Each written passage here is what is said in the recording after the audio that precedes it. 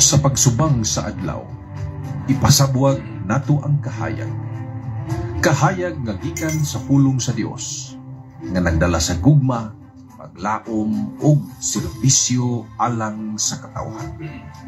Gugma sa Dios, gugma sa isig katao, gugma sa nasod. Kay ang sinugdanan sa tinuod nga kausaban mao ang pagpili nga maglakaw sa kahayag. Ug tungod niya na tao kining maong tulumanon, kini ang lamdag sa buntag. Maayong buntag mga binati nga mga kigsuonan. Adlaw nga Lunes, Oktubre 20, 2025. Kini usab ang inyong igsuon Brad Michael Matsuelos. Makiguban kaninyo niining sulod sa 30 minutos na itong matag Lunes nga to sa Sabado nga programa Lamdag sa Buntag. Unta ang inyong adlaw niining adlaw puno sa mga grasya sa Ginoo ug unta maayo namo sa maayo nga panglawas ug unta na ang kalinaw gugma pagtuo nagauban kaninyo. Atong ablihan atong mga kasing-kasing niining buntaga aron makadungog kita sa tingog sa Ginoo nga nagaingon pagtipig og mga bahandi nga dili makawat. Sa ngalan sa Amahan ug sa Anak sa Espiritu Santo. Amen. Among mahan nga naa sa langit, salamat ining bagong adlaw ug sa kahayag nga imong gipasinati kanamo karon. Tabangi kami nga masabtan ang imong mga pulong ug tudloi kami nga magpuyo nga dili masakop sa kahakog, dili mailad diha taman lamang sa mga kabtangan. Sa kanunay hugasi ang among mga kasing-kasing ug pun-a kini sa gugma, kalinaw ug paglaom nga gikan kanimo. Kini among giampo pinagi ni Kristo among Ginoo. Amen. Sa ngalan sa Amahan ug sa Anak sa Espiritu Santo. Amen. Maayong buntag sa tanan nga naglantaw nining atong programa Lamdag sa Buntag.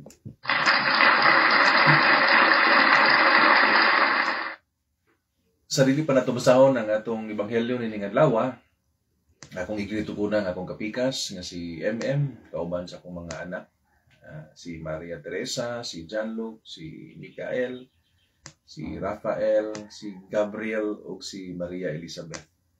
Magbuntag sa akong mama nga naa sa Daguhoy, Mama Delfa kauban sa akong mga igsuon, si Charlotte, si Farah ug kang Janet nga tuwa sa US ug kang Badal na sa Manila. Maayong buntag kaninong tanan. Maayong buntag sab ni Mama Feli, ako ang mother-in-law nga diri sa Bien Unido.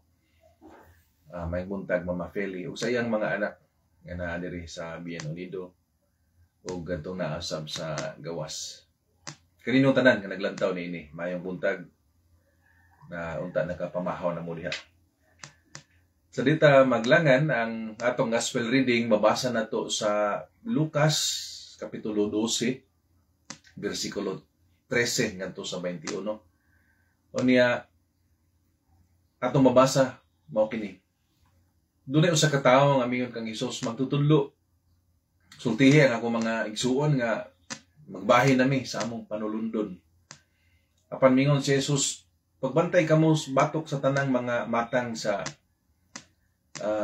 kaibog, kahakog. Kaya ang kinabuhi sa tao dili masukod sa kadaghan sa iyahang bahandi.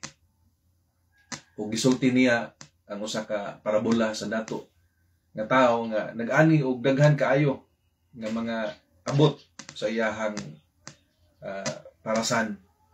Ug nangiyon siya siyang kagalingon, gubon ko nga akong mga kamalig ug magtukod og dagko pa aron akong tipigan ang akong mga daghan nga mga naani ug daghan nga mga kabtangan.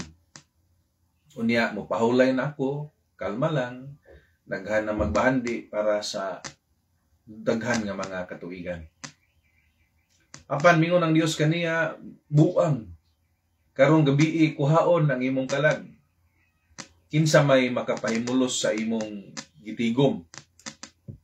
Ug mingon si Jesus, mao kini ang kahimtang sa tao nga nagtigom og bandi alang sa iyang kaugalingon apan dili dato atubangan sa Dios. So mao ni ang pasabot sa ebanghelyo nga ang ebanghelyo nagpainumdom nato nga ang tinuod di ay nga bahandi mga igsoon dili makaplagan sa mga butang nga makita o mahikap sa manianang mga kabtangan, mga bahandi. Kundili ang espirituhanon di ay nga mga bahandi naa sa paghigugma, paglaom, ug pagtuo nga naghatag og kalinaw sa atong kasing-kasing sa matag adlaw. Diya sa atong paghigugma sa Dios, paghigugma sa atong isig kaingon, diin kita nagahimo og maayong mga buhat sa pagalagad, kana di ay ang mas importante nga mga bahandi. Langit nun nga mga bahandi nga dili makawat, dili madugta, o dunay bili katubangan sa Dios. So, sa di pa tamo padayon atong hinumduman ang memorial saint of the day. Karong adlaw gisaulog ang optional memorial ni Saint Paul of the Cross. Usa ni siya kapari o mo ni siya ang nagtukod sa Congregation of the Passion. So mga kaparian o mga relihiyoso nga Passionists. So ang founder nila si Saint Paul of the Cross. Kini si San Pablo sa krus, so Saint Paul of the Cross, nailan siya sa andakong debosyon sa krus ni Kristo. Gitudlo niya nga ang tinuod nga kahulugan sa kinabuhi, makita sa pag-antos uban ang Ginoo. Nga taliwala sa kalisod, mga kasakit, ana ang gihapon ang gugma o kaluwasan. O nga ang kinabuhi, mahimo lamang bililhon kung kini mahiusa sa pag-antos ni Kristo. Ug nga kini magahatod ka nato isip bahandi ngadto sa langit. So sa atong pagpadayon, doon natay mga tulo ka mga reflection points, no? Una, ang tinuod nga bahandi dili di ay material, no? So muna yung number 1. Ang tinuod nga bahandi is not material. Daghang mga tao karon nga nagtuo nga ang kalipay makita diha sa kwarta, diha sa titulo, diha sa posisyon, diha sa kagamhanan. Apan na Ginoo nagingon ang kinabuhi sa tao dili masukod sa kadaghan sa iyang bahandi. Ang tinuod diay nga kalipay mga igsuon makita sa kalinaw diha sa atong kasing-kasing ug sa presensya sa Dios diha sa atong kinabuhi. Kay magunsa man nga puno ta sa kalibutanon nga bahandi apan wala na to papuya ang Ginoo diha sa atong kasing-kasing. Dili gihapon kita magmalinawon, dili gihapon magmalipayon. Kay ang kalinaw, ang bugtong makahatag sa tinuod nga kalinaw mauman lamang ang presensya sa Dios sa atong kinabuhi. Ug ang tinuod nga kalipay ana lamang nato makaplagan diha sa Ginoong Hesus. Tinuod no natay mga kwarta, natay gitawag og lipay-lipay, no? Lipay-lipay. Unsa man kadiha bay? Lipay-lipay sa tadere. So kanang lipay-lipay nga pulong dili na tinuod nga kalipay. Murag utag mingon ta nga taw-taw. O dili tinuod nga tawo. Iring-iring. Dili na tinuod nga iring. No, kanang lipay-lipay mao ra gyud nay ikahatag sa kalibutan. Dili matuod nga kalipay kay tinuod di nga kalipay mga igsoon na gyud ato makaplagan sa presensya sa Dios sa atong kinabuhi. Ika-duha nga punto. Ang pagka-manggihatagon ngadto sa uban sa atong pagka-maalagaron, ang tao nga maalagaron manggihatagon man na siya. Manggihatagon sa panahon, manggihatagon sa presensya, manggihatagon sa iyang bahandi nga kalibutanon, mo paambit sa iyang kalibutanon nga bahandi. Ug ang pagkamanggihatagon mao ni ang tinuod nga investment nato diha sa pagtigom og mga bahandi nga langit nun. Kung atong gigamit ang atong kinabuhi aron makatabang sa uban, pinagi sa paghatag. Hatag ta sa atong oras, hatag ta sa atong presensya, mahatag ta sa atong ginagmay nga mga salapi ug mga material nga mga bahandi alang sa mas nanginahanglan. Kana mo na tinuod nga investment padulong sa langit mga igsoon. Pagtabang pag-ampo sa pagbuhat nato sa ingon, tabang ta nga kinasing-kasing walay personal nga interes nga nagpaluyo sa atong paghimo sa ingon. Nagtipig na ta og bahandi nga dili makawat. Ang kaluoy ug buhat sa gugma mao ni ang atong mga deposito ngadto sa langit. Kay mao ni ang makapalipay sa Dios. Kay sama nga ang Ginoo manggihatagon, kita usab nga nagtawag kanato nga nagtawag sa itong mga gawulingon nga mga anak sa Dios. Naturalmente, kinahanglan mahisama sa kinaiha sa Dios. Manggihatagon usab. Ikatulo, usa sa mga pinaka-importante kaayo nga realization nga dapat natong makatunan sa Ebanghelyo, ningon ang Ginoo, uy buang, magunsa man ang imuhang kabtangan nga karong gabi mamatay naman ka. So, ang pasabot ni ini, lisod kayo nang magplano-plano ta para sa umaabot. Apan nakalimtan na to nga ang tinuod, nga dunay nagtag-iya o nagkontrol sa panahon sa atong kinabuhi, maudi ay ang Dios. Dili kita ang nagkontrol sa atong kinabuhi. Ang Ginoo mao'y tinuod nga nagkontrol sa ato nga kinabuhi. Kay siya man ang tag-iya. Sahay, mabisi kayo ta sa pagpangandam, no? Sa umaabot, sige lang tagplano para sa future. Apan makalimot nga ang Ginoo mao'y untay angay natong padulaan kay siya man ang nagpanalangin kanato sa matag adlaw ug nga siya ang nagtugot nga doon na pa'y ugma nga moabot alang kanato. So unsa may leksyon ani? Ang leksyon nga ang pinakamaayong pagpangandam sa kinabuhi mao ang pagkinabuhi nga sama ni Kristo. Mao nang gitawag nato kinabuhing Kristohanon. Mao na ang pinakanindot nga pagpangandam. Nindot man ang mangandam ta alang niining kalibutan nga pagpakabuhi, pero pila raman ka tuig ang atong gipangandaman dinhi. Pinakataas nga normal nga mga edad karon, may na lang makaabot og 80. Swerte na kaayo nang makaabot og 100. Pero naay laing kinabuhi nga walay pagkatapos, no? Nagitawag na to eternal life. Unsa man ning 100 years pinakataas ikumpara sa kinabuhi nga eternidad. So kung nangandam tanining gamayng kinabuhi, mubo nga kinabuhi, mas maayo nga pangandaman nato ang kinabuhi nga human niini nga mas taas. Kay kun nasayod pa lamang ang tanan nga tinud-anay gayud na daay laing kinabuhi nga nagpaabot na to nga kinining kinabuhi at testing lang ni, trial lang ni.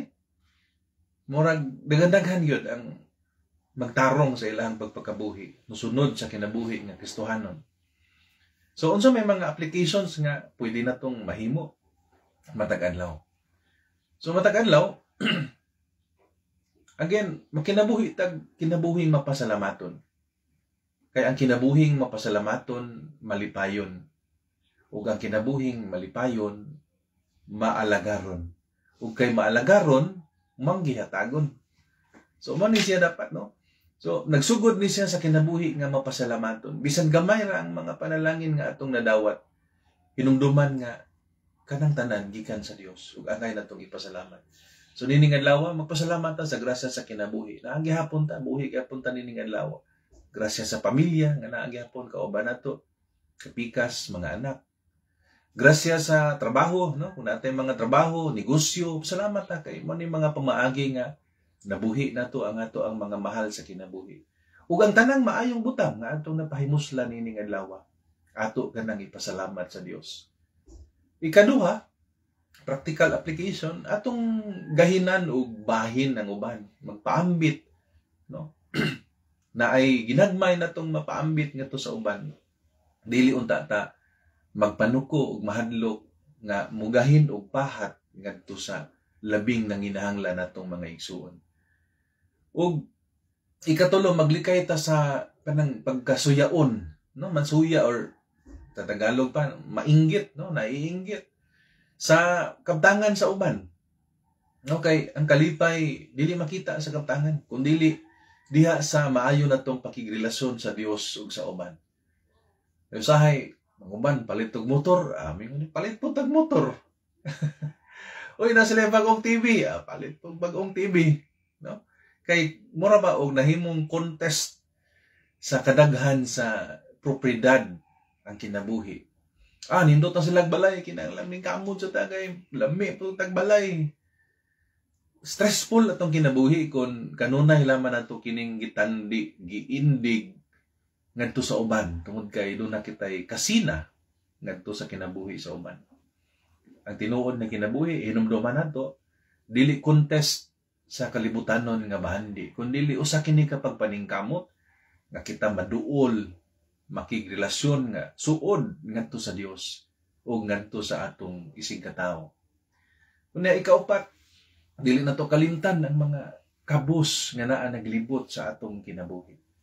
Kabus sa espiritu, kabus diha sa material nga mga butang, kabus no, diha sa mental o sa emotional nga aspeto. So, daghan nga mga matang sa pagkakabus nga atong masugatan diha sa atong adlaw-adlaw nga kinabuhi. Atong gahinan og panahon nga atong iyampo, tagaan og atensyon, tagaan og presensya kani mga tao nga naa niining kakabus, mga matang sa kakabus nga naa naglibot sa atong kinabuhi. Labi na diha sa atong pamilya, atong extended families, atong mga kaparintihan, kasilinganan, kauban sa trabaho. Aron sila usab makabati sa gugma sa Ginoo, pinaagi diha sa atong kaugalingong kinabuhi. Mahimo ang tatang instrumento nga makatabang ta nga mo tubo pod ang ilang bahandi nga langit nun. Nagpasabot, mutubo sad sila diha sa ilang pagpakigrelasyon ngadto sa Dios ug sa isig katao. So nini nga lawa ang atong hagit unsa may buhat sa kaluoy nga atong mahimo karong adlaw. Unsa may pwede natong mahimo, kaya natong buhaton nini nga adlaw.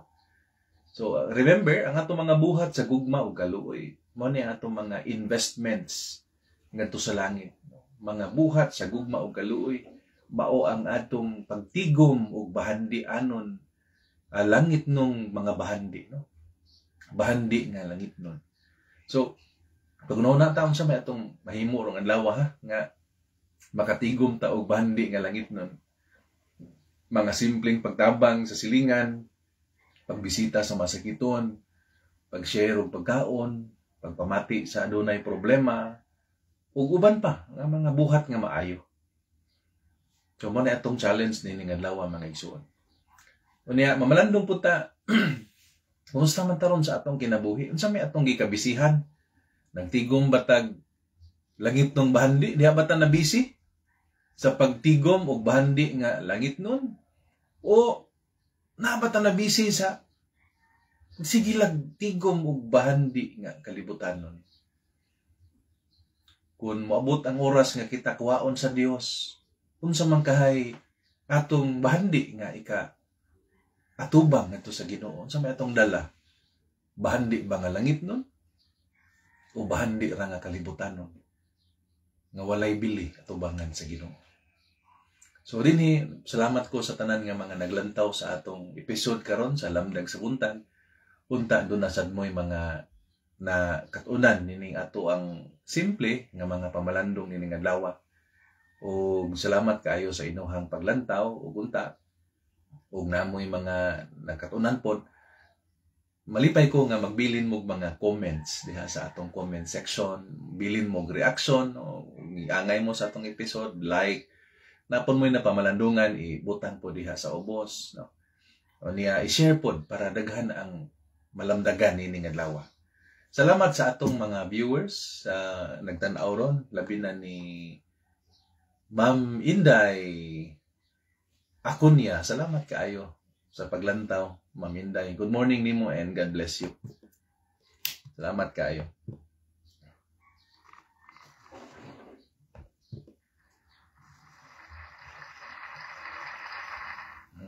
Pagpaka na to si Ma'am Inday. Okay, good morning. Sa akong mga kauban nga teachers sa Tagum Sur National High School, maayong buntag diha. ni Archie. Uy, salamat sa paglantaw, Chi. God bless you today. Masibang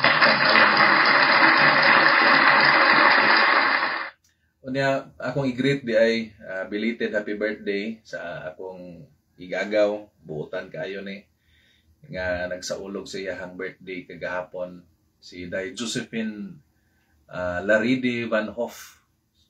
Special nga greeting kanimo, Daypin. Salamat kaayo sa imuhang kamanggihatagon, o sigurado ko nga ang imong kamanggihatagon nagatigom na gyud kag mga langit nun nga bahandi. No, salamat kaayo sa imong makanunayon nga pagtabang labi na sa atong parokya ni Senyor Santo Niño sa Bien Unido, sa daghan nga mga charitable works nga imong gipasiugdahan. Salamat kaayo. O proud ko mingon nga ako kang parinti. Puutan kanunay nga malumo ang kasing-kasing. Belated happy birthday nimo, Josephine Laridi Van Hoff. O gunta, mas daghan pang mga blessings ibubo sa Ginoo sa imong kinabuhi, aron mas daghan pa ka o matabangan. May God bless you with more healthy years, peace in your family, more love, and more joy diha sa pagpangalagan.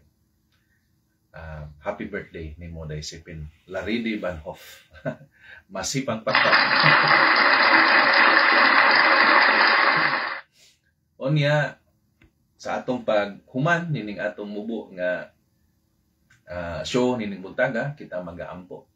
Sa ngalan sa Samahan ug sa Anak sa Espiritu Santo. Amen. Salamat kaayo Ginoong Hesus sa imong mga pulong nga nagpahinumdum kanamo nga ang tinuod nga bahandi mao ang gugma, pagtuo ug paglaom nga among ibuhat alang sa uban.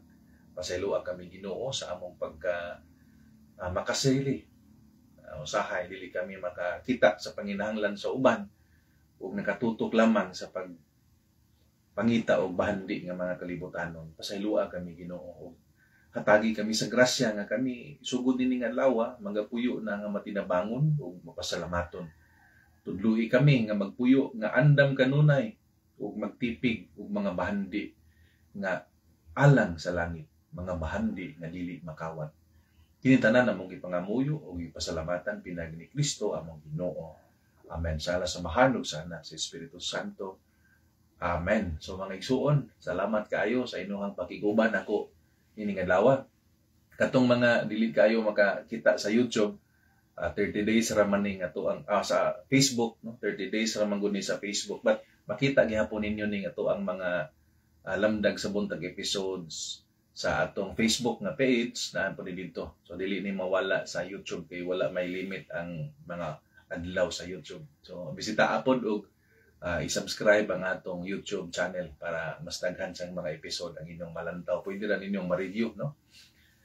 So akong pahinumdum magbalik ang tinuod nga bahandi mga igsuon dili makita diha sa kadaghan sa unsay sulod sa atong kamalig o sa atong bulsa, kundili anak kini makita diha sa kasing-kasing nga puno sa gugma ug pagtuo. Ang tinuod nga bahandi mao di ay ang atong maayong pakigrelasyon ngadto sa Dios ug sa atong isig katao. Kini na usab ang inyong igsuon Brad Mike Cormatsuelos magaingon, padayon kita sa pagpuyo sa kahayag, padayon kita sa paglakaw sa kamatuoran, ug padayon kita nga magtipig og mga bahandi nga langit nun. Kita-kita ta ugma uhon sa sunod na usab nga episode sa Lamdag sa Buntag. Salamat kaayo sa inyo.